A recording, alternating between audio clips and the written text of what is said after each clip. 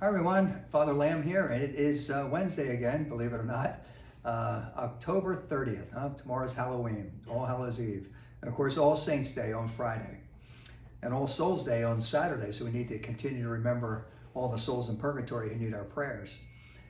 I just want to read a passage from yesterday's Gospel, actually. It's from Luke chapter 13, starting on verse 18. Then Jesus said, "What is the kingdom of God like? To what can I compare it? It is like a mustard seed that a person took and planted in the garden. When it was fully grown, it became a large bush, and the birds of the sky dwelt in its branches." Again he said, "To what shall I compare the kingdom of God? It is like yeast that a woman took and mixed with 3 measures of wheat flour until the whole batch of dough was leavened." The Gospel of the Lord. So often we hear Jesus talk about the kingdom of God in parables, and we have 2 little parables right here where he's speaking about the kingdom of God as a mustard seed and as yeast.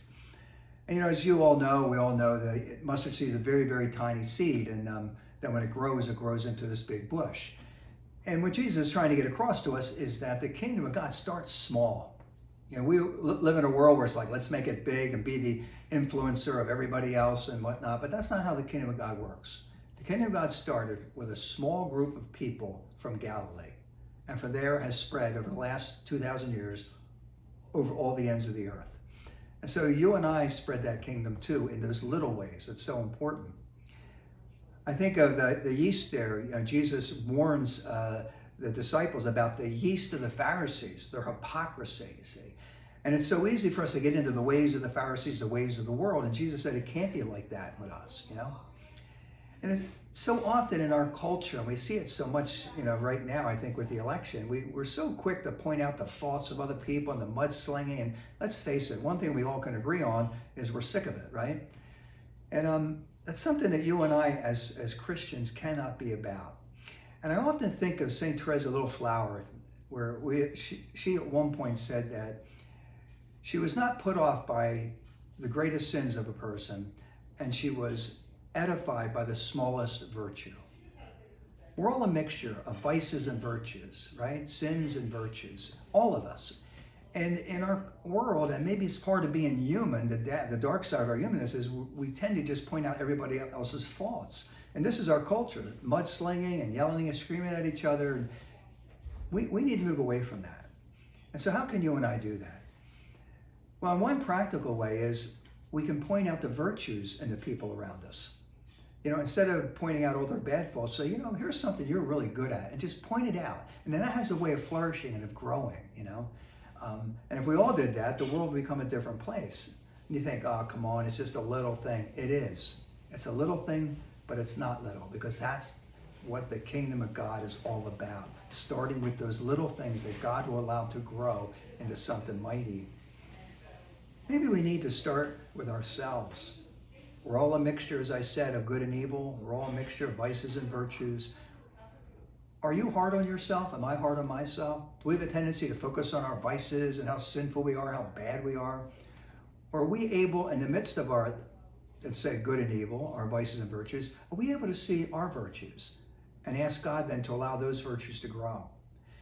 Because see, if we're focusing on all of our bad stuff, we have a tendency, if we're immersed in that, to project that outside ourselves and point that out in other people. And how about if we get in touch with our virtues so that we can see the virtues in others and point those virtues out? So we don't have that mudslinging back and forth that we're just seeing as we get closer and closer to this election, demonizing other people. And one thing I think we'll all be glad when the election's over, but on the other hand, nothing's going to change. Someone's going to get elected and almost half the country is going to be demonize them, our country's terrible, going on the tubes, or the other one can get elected and the other side's going to say the same thing. We have to be different as Christians. And God's calling us to be people of virtue, people of the kingdom of God, which means pointing out the good things that are in people, pointing out the things that help them to flourish and to grow. What am I saying to the people around me? How am I affirming them? And that's a great challenge for all of us on any given day. And really, we only can take it one day at a time, right? One day at a time.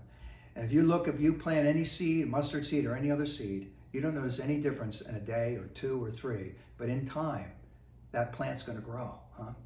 And so in the same way, there's something going on underneath the surface. And that's how it is in the spiritual life. So often in the spiritual life, these things are happening underneath there. So we have to water that garden through our prayer lives, spending time with God, coming to the sacraments, receiving the Eucharist with devotion, all those things that we need to do in our day-to-day lives to nourish our spiritual lives. So let's keep it simple this week. Let's just ask God to give us that grace, not to point out all the vices in the world, but to point out the virtues and see those virtues first in ourselves. And let's turn to the people around us and say, you know what? You're really good at that. You're really good at this. I knew a priest that did this. His name was Monsignor Al Ott. And it just so happened I was looking in the book that has the necrology in it, and tomorrow, Thursday, the 31st, will be the 10th anniversary of his death. I can't believe he's gone that long.